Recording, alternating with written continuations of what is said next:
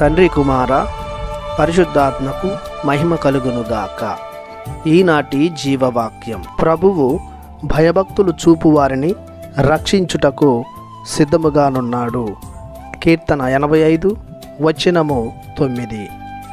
ప్రభునిచే ప్రేమించబడి పవిత్రులుగా చేయబడిన ప్రియ దైవజనులారా, సహోదరి సహోదరులారా, తండ్రి యొక్క దేవుని నుండి ప్రభువైన యేసుక్రీస్తు నుండి మీకు శుభములు కలుగునుగాక.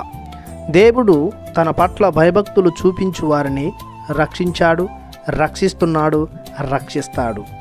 ఐగుప్తు బానిసత్వం తొలగించి వాగ్దాన ప్రదేశానికి నడిపిస్తున్న సమయంలో ఎవరైతే ప్రభుని నమ్మారో, ఆయనపై ఆధారపడి జీవించారో, తమ జీవితాలను మార్చుకున్నారో వారు మాత్రమే ప్రభుని ద్వారా కాపాడబడి వాగ్దాన దేశాన్ని చేరుకున్నారు. రాజులు ఇశ్రాయేలు ప్రజలను పరిపాలిస్తున్న కాలంలో ఎవరైతే ధర్మశాస్త్రానుసారం దేవుని చిత్త ప్రకారం రాజ్యపాలన చేశారో వారిని ప్రభువు శత్రుదేశాల నుండి రక్షించి వారి తరపున నిలబడి యుద్ధం చేసి ఇశ్రాయేలు రాజులకు విజయాన్ని దయచేశాడు. క్రీస్తు ప్రభుని కాలంలో ఎవరైతే క్రీస్తులో విశ్వాసం ఉంచి సువార్తను స్వీకరించి జ్ఞానస్నానం పొందుకొని ఆయన మార్గంలో నడిచారో వారికే ప్రభుని రక్షణ లభించింది.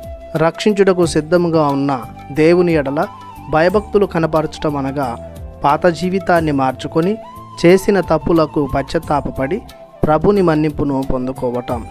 మరలా అలాంటి తప్పుల జోలికి పోకుండా ప్రభునిపై శ్రద్ధ కలిగి ఆయన వాక్కులను జీవిత మార్గాలుగా స్వీకరించి నడుచుకోవాలి.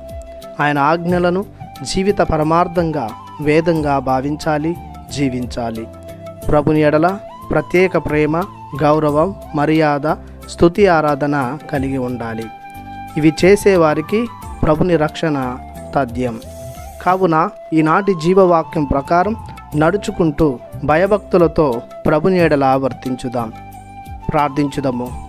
పవిత్రుడవైన మా తండ్రి, మీ ఎడల మేము చూపే భయము, భక్తి, ప్రేమ, గౌరవాలను బట్టి మమ్ము మీ కృపలో భద్రపరచమని యేసయ్య ఘనమైన నామములో ప్రార్థిస్తున్నాము తండ్రి.